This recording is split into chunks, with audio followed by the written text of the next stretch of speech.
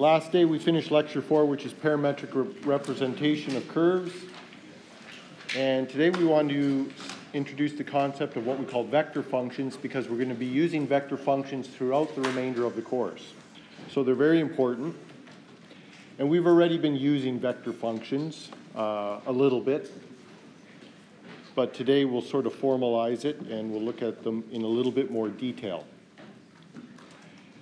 So if we have some vector, let's just call it R of t, and we say that it's defined for every value of t over some range of values for t, from a to b, then we say that R is a vector function of t over that interval, a to b. And as I've said, we've used vector functions already, and in this diagram here, we've got a curve in three-dimensional space, a curve C, and we can talk about the position vector R of t, and the position vector always starts at the origin and ends at the position in space that it is defining. So in this case, RT is defining the position of a point P with coordinates x, y, z. Okay? So it starts here at the origin and it ends here at that point. X, y, and z themselves may be functions of t, some parameter t. Okay? So if these are a parameter of t, meaning, say, as a particle moves along this curve C, its three-dimensional position coordinates x, y, z are a function of some parameter t, where t could mean time, for instance. Doesn't have to be, but often that's what we think about.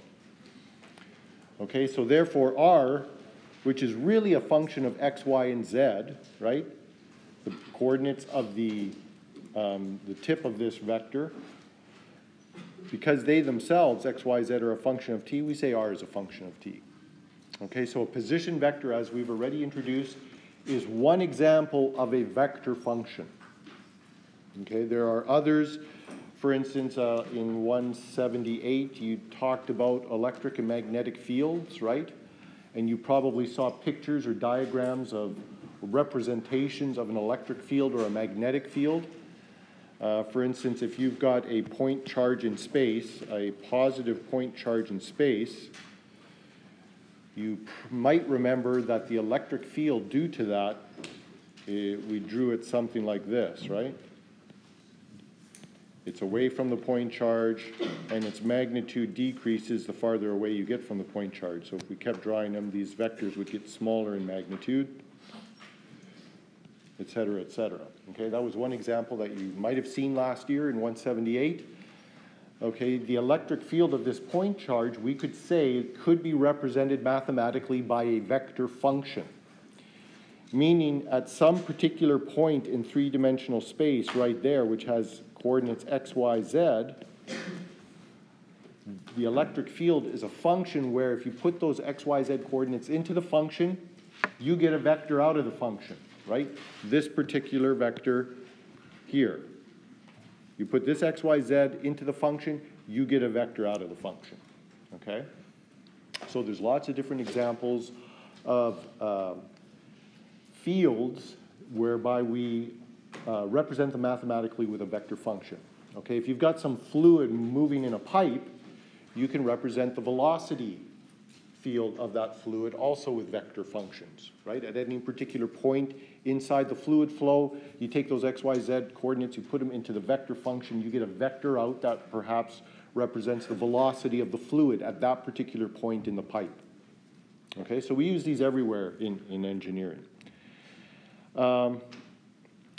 We typically, in this course, represent or have them as a function of t, but it doesn't have to be. We could also represent a vector function as a function of s, where s is arc length. And we're going to do that occasionally in this course, okay? Because if you're talking about the trajectory of a particle, say along this curve C that I've drawn there, we could talk about, well, a particular segment of this curve, say in red here, from here to here, we could talk about the arc length of that curve, okay, which is just the distance along that curve. Not the straight line distance, maybe I should have, let me redraw a different curve. That'll make it easier. If my curve looks like this, and I'm talking about the arc length from this point to this point, the arc length is not that straight line distance, right? The arc length is from this point along the curve to that point. Okay, so we often use S to represent that.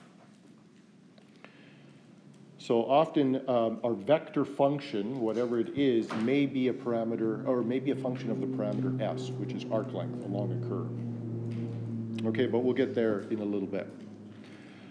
Okay, so that's sort of an introduction to vector functions. To truly appreciate what a vector function is, let's go back to the functions you've dealt with forever in first year, which are scalar functions. And a scalar function is very simple. Right, you're used to scalar functions, sort of, y is equal to some function of x, or z is equal to some function of x and y. Okay, or maybe y is equal to some function of x1, x2, x3, and x4. So we can have multiple dimensional, I forget the mathematical term. I always call it the inputs to the functions. Okay, so scalar functions are called scalar function because what I call the output of the function is a scalar, right? So in these cases, the output is y, z, or y.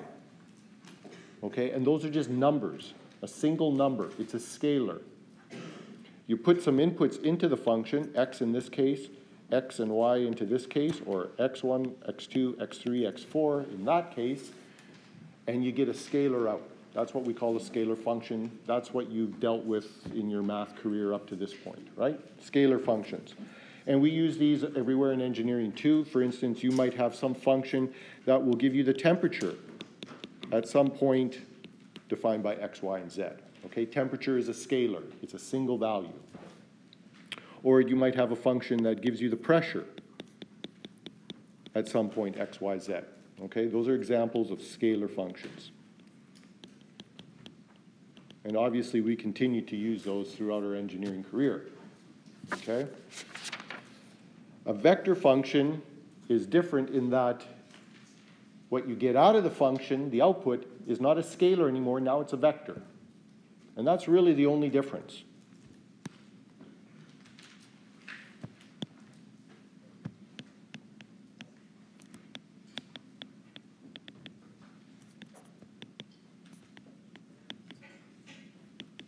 Okay, in my casual lingo, the output, or what the mathematicians, I think they call it the range, right?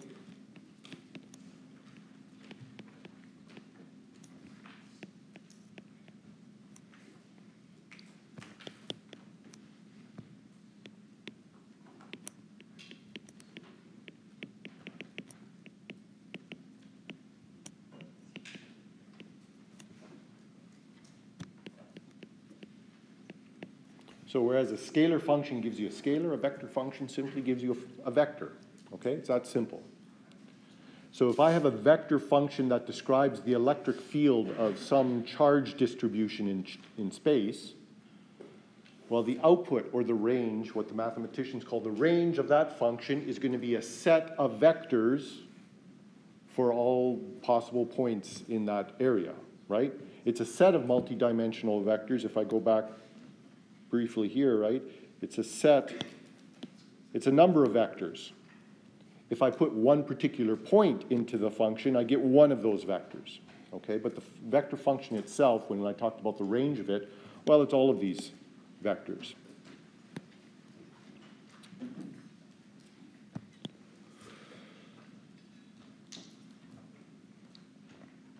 And so, as I've mentioned, we've got lots of examples of these, right? You could have the velocity of some fluid as a function of 3 dimensions, right? You could have the angular rotation of some body at some point on the body. You could have a function that tells you what the angular velocity of that point is on that rotating body.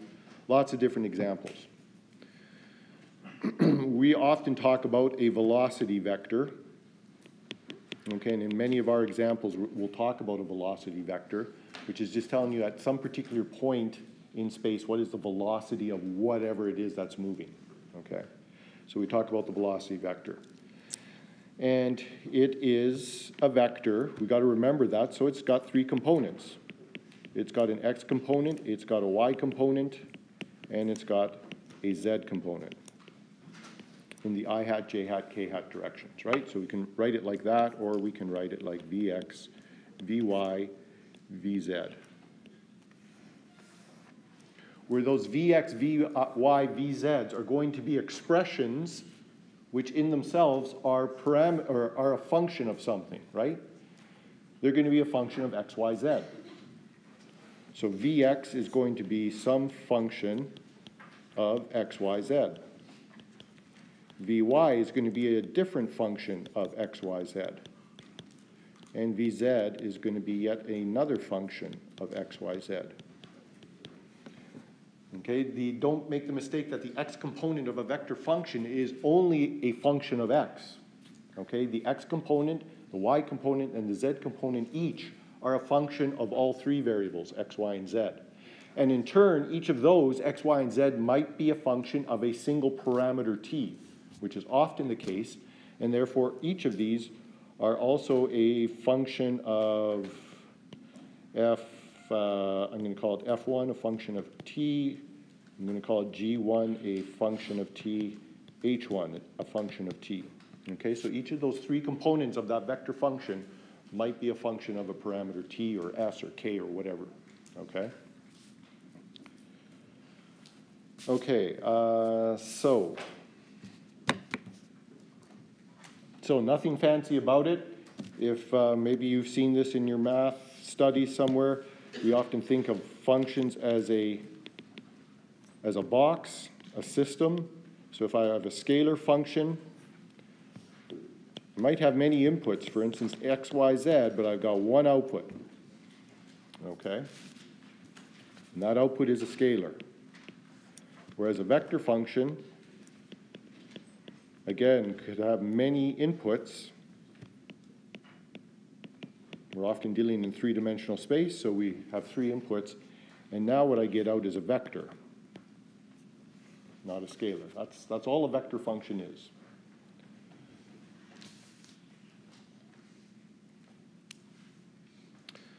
Okay, so that horse has been beaten to death. I think that's obvious, right? Nothing too complicated there. And we've been using these already when we've talked about position vectors. So for instance, if I write this position vector here,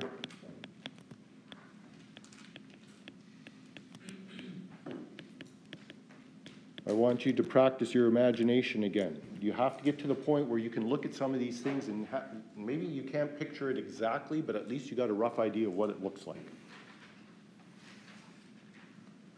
So if that's a position vector, what kind of curve is that going to trace out as t progresses from 0 to infinity?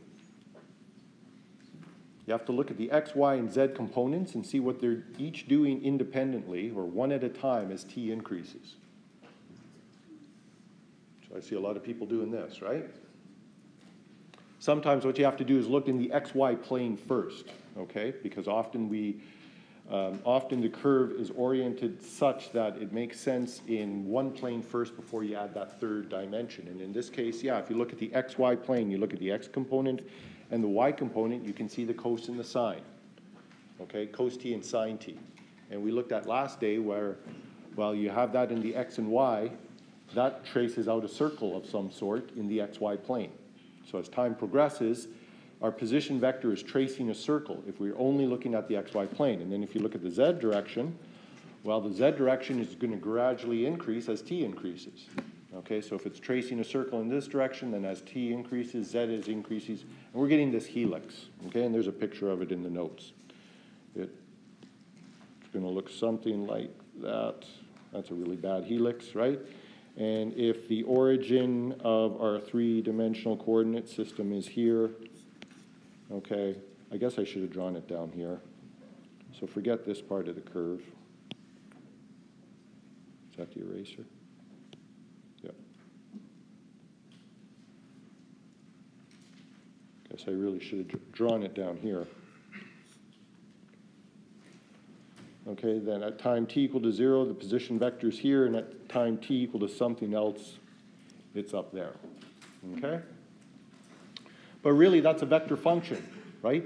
You put a t value in, and you get a vector out. Okay, so that is a vector function.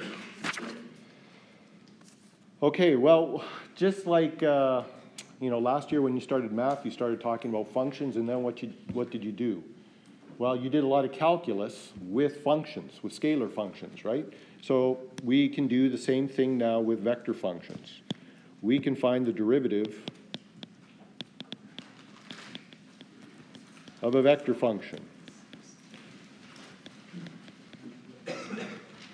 So please don't forget all that calculus you learned last year, differentiation and integration. You need it again here. We assume you remember all of that stuff, okay?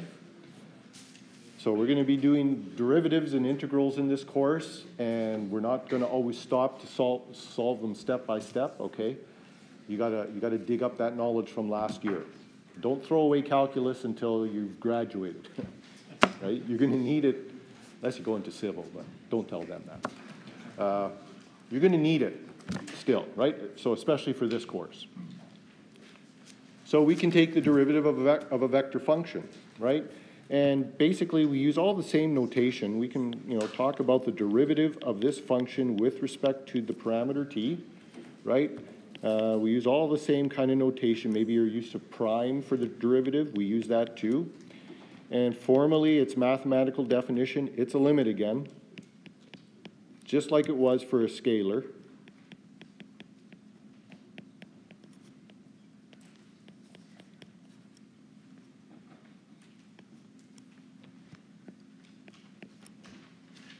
It's the same definition, same mathematical definition. As delta t goes to 0 in the limit, that gives you the derivative, right? So it's a rate of change, just like it was with scalar functions, okay? So if we have some vector function r of t,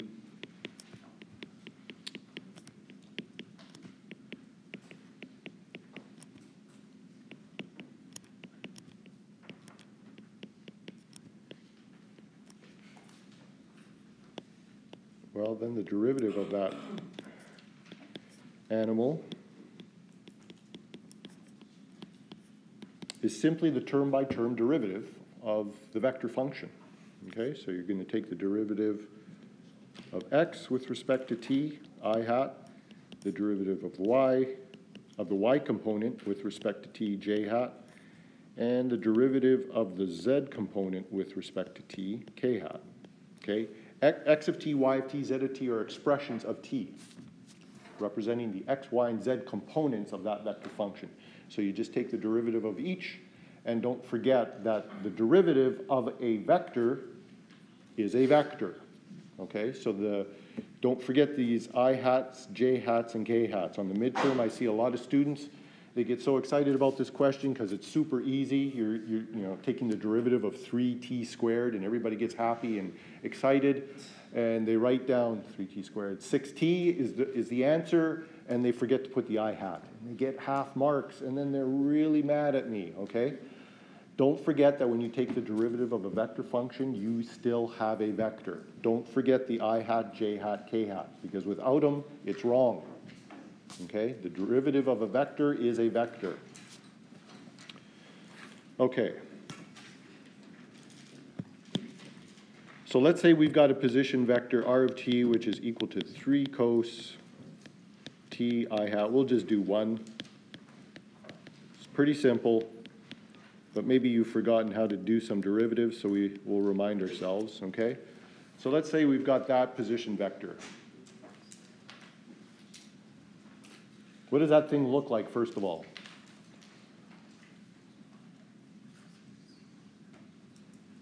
I see somebody do this, and then they stopped. Yes, sir? A spiral that keeps stretching, right, because of the t squared here. So the coils are going to get bigger and farther apart as t moves on, right? But it's still a spiral. It's still doing this in the xy plane. Okay, well, if that's a position vector and I take the derivative of it, now let me go back to scalars. If you have a function that tells you the displacement of something moving with respect to time, if you have a function that describes the displacement, when you take the derivative of that displacement function, what do you get?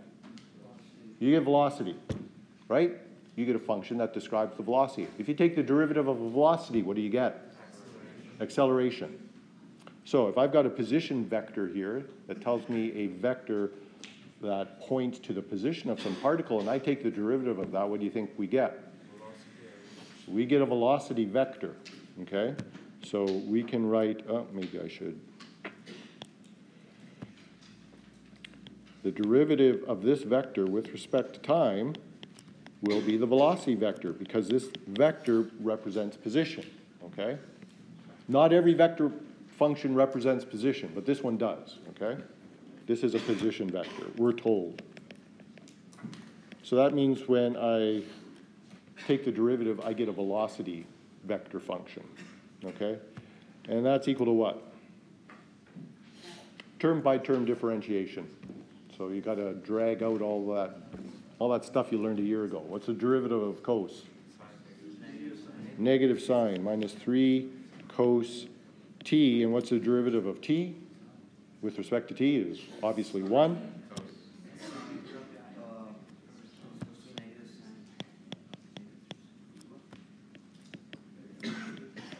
Okay, and don't forget the I hat.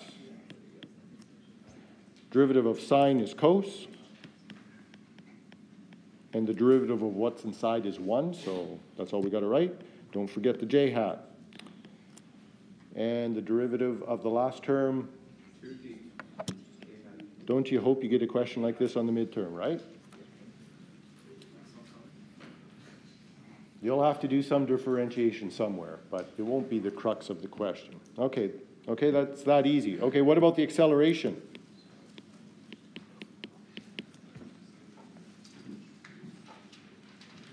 So first of all, this velocity here gives you a vector that represents the velocity at the point in three-dimensional space defined by the value t. Okay? So when we take the acceleration, now we get a vector that represents the acceleration at that point, t.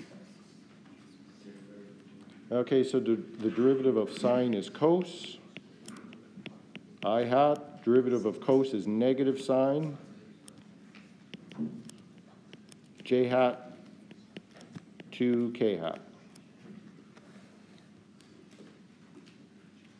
What would the speed, if this was representing a particle, what would the speed be?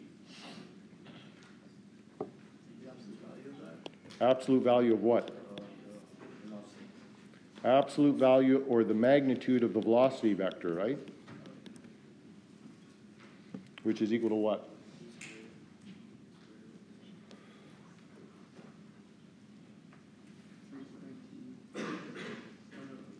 This term squared plus this term squared plus this term squared, take the square root of the whole sum, right?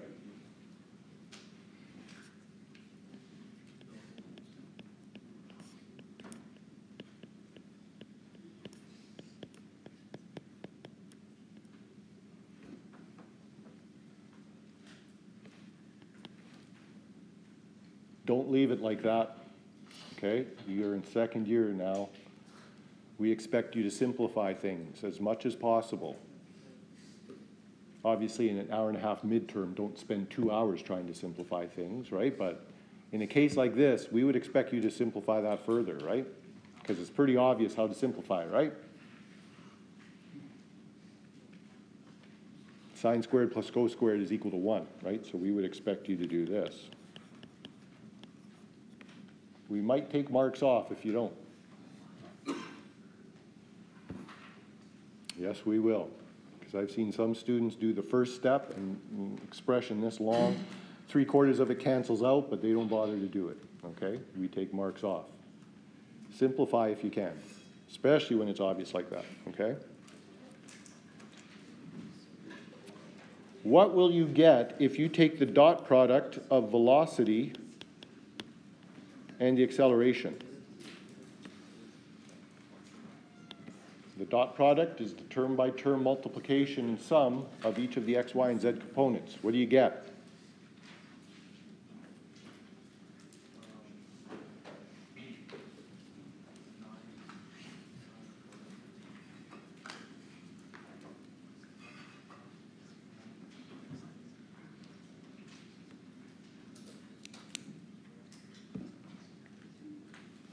Well, you're going to get 9 sine t cos t minus 9 cos t sine t plus 2t times 2 is 4t, right? Well, these obviously cancel. So the dot product is 4t, which means for this particular position vector, when time t is equal to 0, what can we say about the velocity and acceleration vectors when t is equal to 0? What's the relationship between the velocity and acceleration when t is equal to 0? They're perpendicular. They're perpendicular or orthogonal, another word you can use, right? When the dot product of two vectors, I'm just trying to remind you of all that stuff we learned in the last couple of weeks.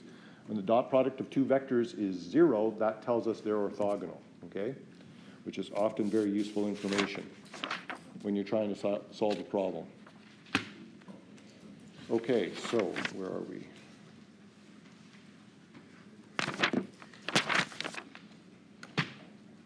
Okay, let's remind ourselves of the rules of differentiation as they pertain to vector functions. Nothing new, you've learned all these before. So we'll write them down really fast. If I have two vector functions and I'm taking the derivative, if I've got a scalar function times a vector function, let's start with that one. Okay, f is a scalar function, u is a vector function.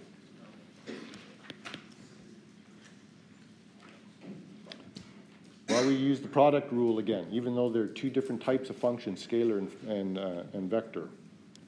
Right, so f prime t u of t plus f of t u prime of t. Okay, just as you might if I asked you that question, what's the derivative of a scalar function times a vector function, that would be your first guess, I hope, and you would be right. Okay, make sense? What about the addition of two vector functions? So I've got u of t plus or minus v of t, two vector functions, added or subtracted. Well, it's just term-wise, just like before.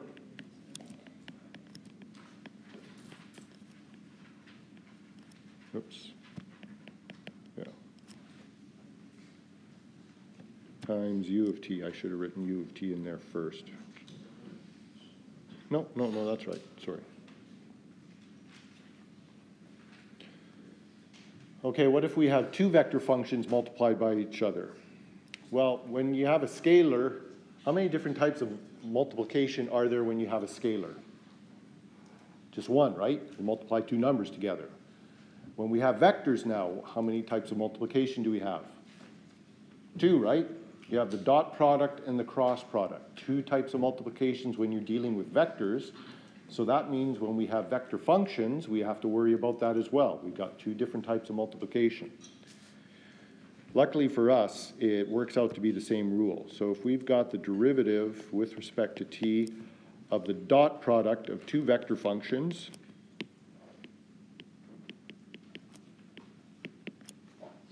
okay, it's the derivative of one times the other, dot the derivative of the other times the one, if that makes sense.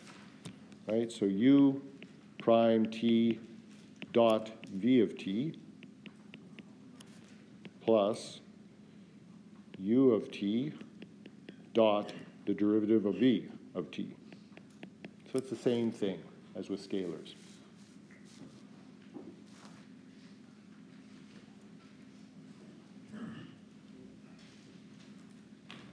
The dot product of two vectors gives you what? A scalar or a vector? A scalar. Scalar, right? The dot product, or the derivative of the dot product of two vectors gives you a?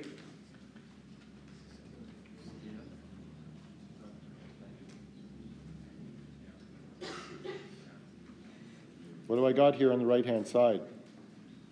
I got the sum of two dot products. Dot product gives you a scalar. So I'm adding two scalars together, which gives me a scalar. Right? I'm just trying to get you trained to recognize what's scalars and what's vectors, because that's a common problem I see.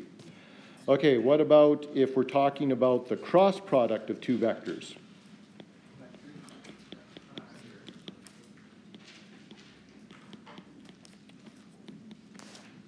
First of all, how do we find the cross product? Or the derivative of the cross product? You've got to be a little bit more careful here.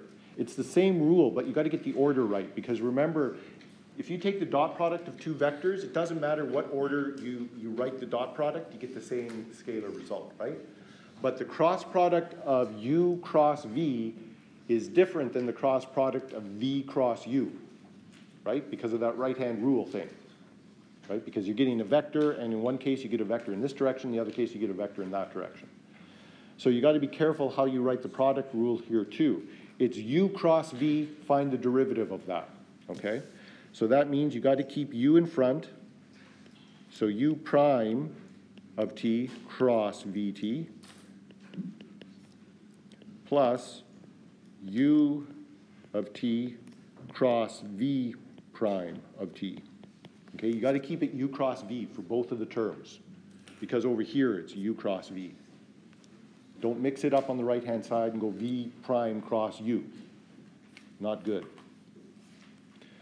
Okay, and we've got the chain rule, like you had with scalars. So if I've got the derivative of some vector function,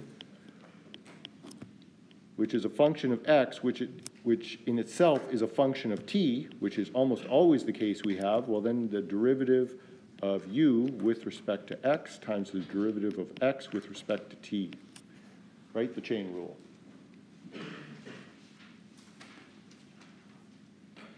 Okay, and the last one is something we don't have in scalar differentiation. It's when you're taking the, I'm not going to write it all out. It's in the notes here, and it's so long that I'm probably going to make a mistake anyways, but it's this one.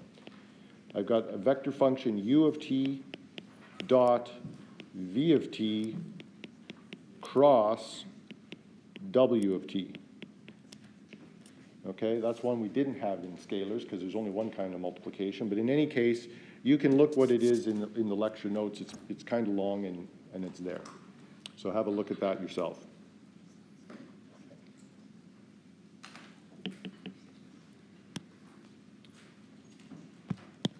Pretty straightforward. Should we do an example or it's all good? Oh, question. Should that W be a vector? Yes, thank you. It should be. Any other questions up to show what's up there? Like that? Okay. Okay, well, let's do an example here. How many do we have here?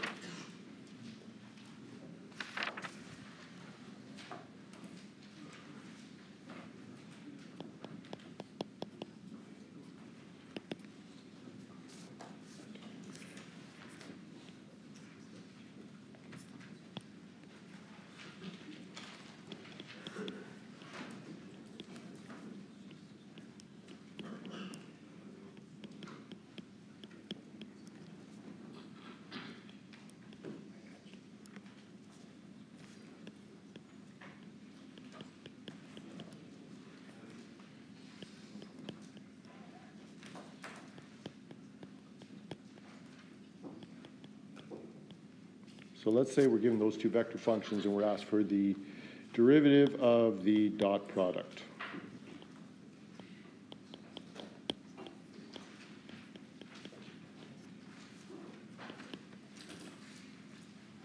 Right, so it's just the derivative of the first dot the second plus the first dot the derivative of the second.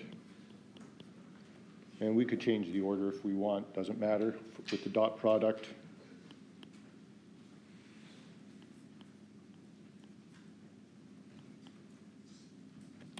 we got the wrong brackets in the notes here. These should be the angle brackets. Oh no, sorry.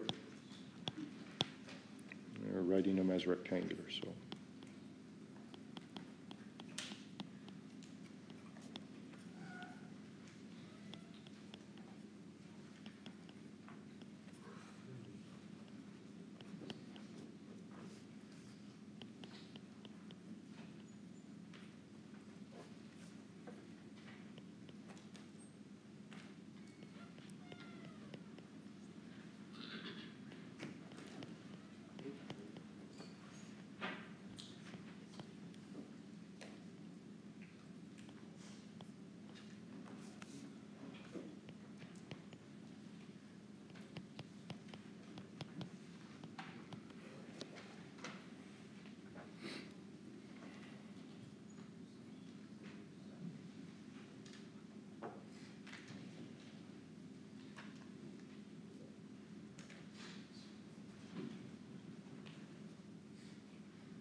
Right?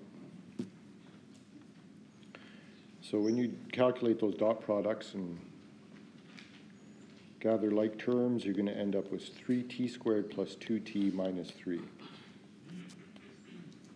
Okay, so you're finding the derivative of a dot product. The result of a dot product is a scalar, so the derivative of a dot product ends up being a scalar as well, right? That's a scalar function. 3t squared plus 2t minus 3. It's not a vector.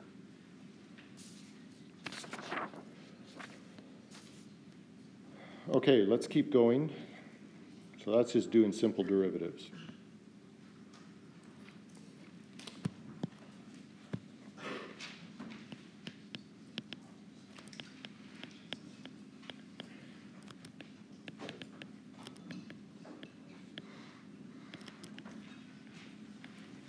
We want to look at a specific example of a vector function that has a constant length or constant magnitude.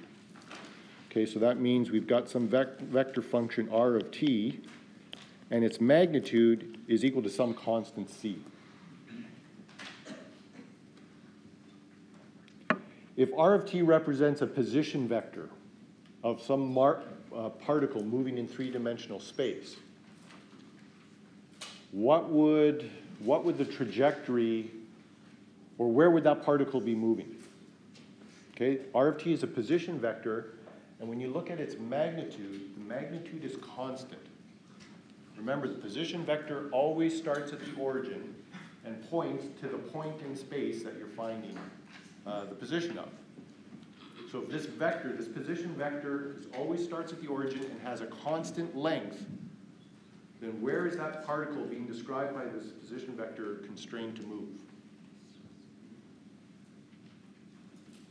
Okay, the position vector is doing this as the particle moves. On what kind of geometrical figure must the particle, like, use your imagination, what's going on here? A sphere, right? It's always at the origin and it's got a constant length, constant radius, right? So that means if this is a position vector, the particle being described by this position vector, it's always on a sphere centered at the origin, okay? That's what that means. Again, you got to be able to look at these things and sort of have a feel, okay, what does this thing look like if we don't give you a picture? Okay, well, if we take this position vector that has a constant magnitude and we take the dot product of it with respect to itself, what do we get? Well, we're going to get the magnitude squared of this position vector, right? Which is equal to c squared. Take the dot product of itself, you're going to get its magnitude squared. Okay, well, if we take the derivative of that dot product,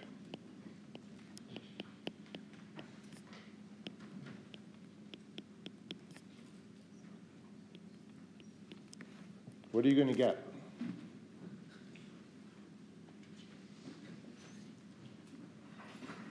The derivative is of the dot, or pardon me, the dot product is c squared, where c is just a constant.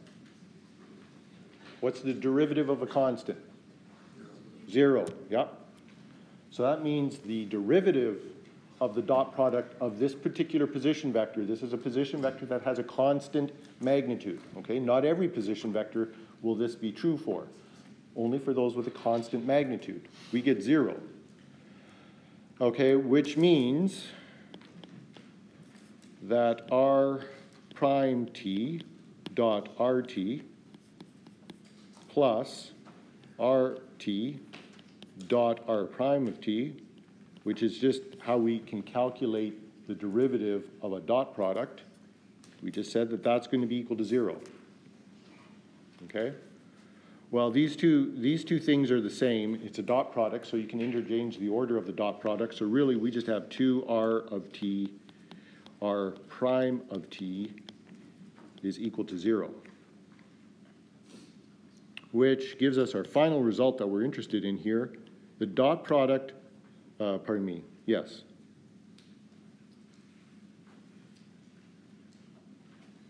How did I write this?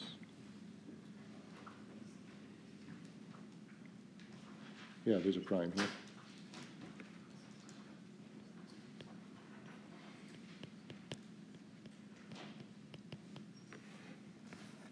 Which means if you have a position vector with a constant magnitude, the dot product of that position vector with its derivative is equal to 0. Okay? That's going to be an important result for us a little bit later in the lecture. You might seem it's kind of abstract right now, but we're going to use that later on. Because later on, we're going to be looking at what we call tangent vectors and normal vectors for curves. Okay, and those are orthogonal to each other. And this will become important there. Okay, and remember that we don't have to be talking about t. We could be talking about the arc length of a vector. So that means that r of s dot d, pardon me, yeah, r of s dot of r, the derivative of r with s is also equal to 0, okay?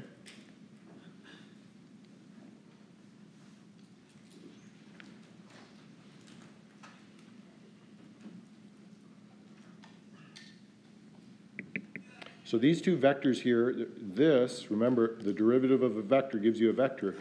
Those two vectors, one is the position derivative of the position vector with respect to t. The other is with respect to arc length s. Okay, those will have the same direction, but different length or magnitude. Okay, but they're both pointing in the same direction. You take the position vector, whether it's a function of s, arc length, or t time, and you take the derivative of it. That derivative, in either case, it points in the same direction, that vector, but it could have a different magnitude because it's with respect to a different parameter, s or t. Okay. And we're going to show later on that in this case, this is a unit vector. Okay, so that's derivatives. Okay, and we'll do those a little bit more. Consequently, we also have the integral of a vector function.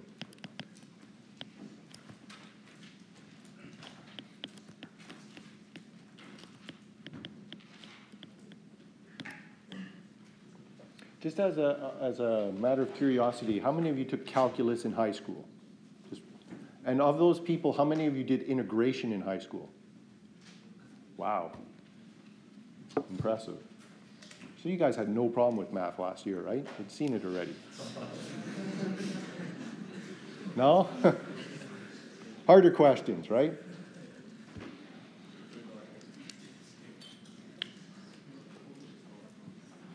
In my day, they taught us differentiation in high school, and boy, there you had to be like in the real smart crowd to be even able to get in that course, because we didn't know what integration was. So things keep progressing. That's good.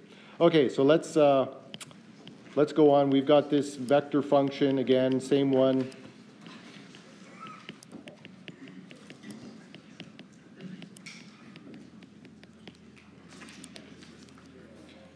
Well, if differentiation of a vector function was just term-by-term differentiation, well, then the integration of a vector function is just going to be term-by-term integration.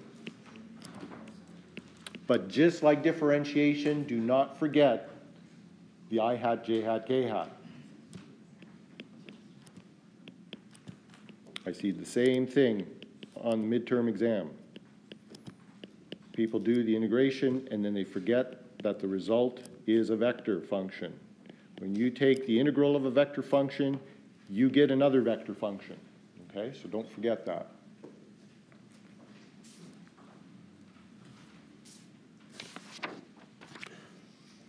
So a simple example, let's say we've got a vector function r of t, which is equal to 2t I hat minus j hat plus 3t squared k hat.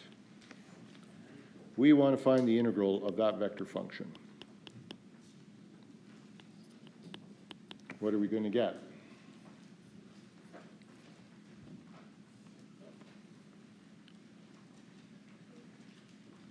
Well, the first term, the x component of that position vector is 2t. What's the integral of 2t with respect to t? T squared, right? So I write t squared and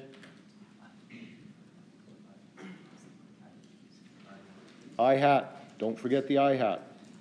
We just took the integral of the x component. It's still an x component, so there's got to be an I hat there. Okay, what is the integral of the y component of that position vector?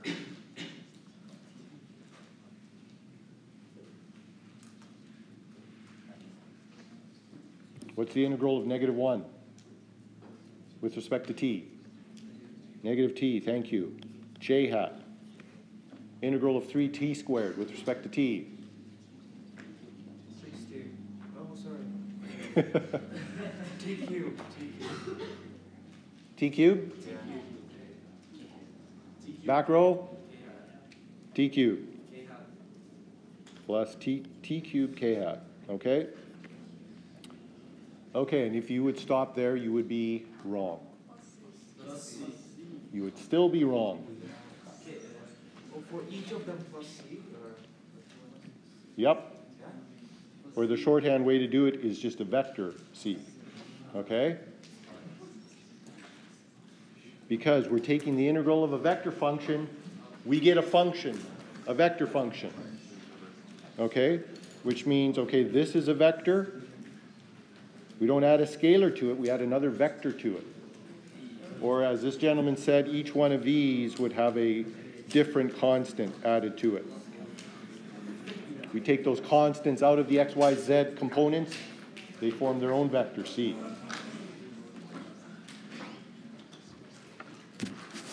Okay, we will introduce this and then we'll continue on with this next day.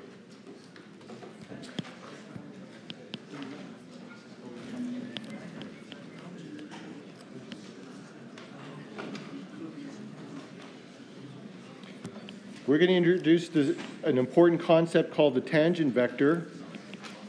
Again, we've got some curve in three-dimensional space like this. Okay, and at some point P here, we are now used to drawing a position vector for that point. Oops, up there. Call it R of t. Now we're going to define what we call a tangent vector, which is a vector tangent to the curve at that point, and we're going to call it t, capital T. Okay, so capital T is the tangent vector. And we call it tangent because it is tangent to the curve at that point.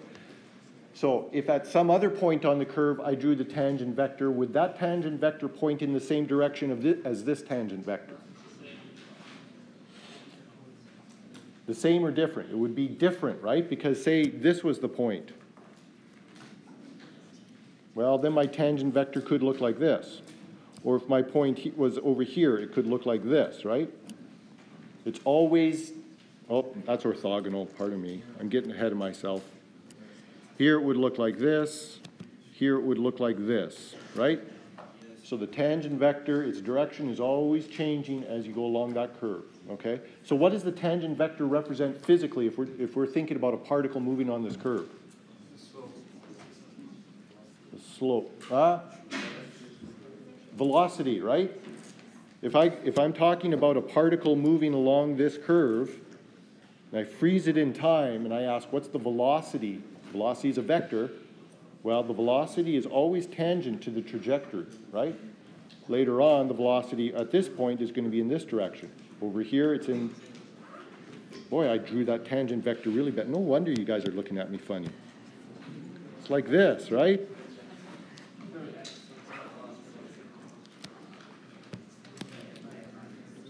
So at this point, the velocity is going to be in this direction, okay?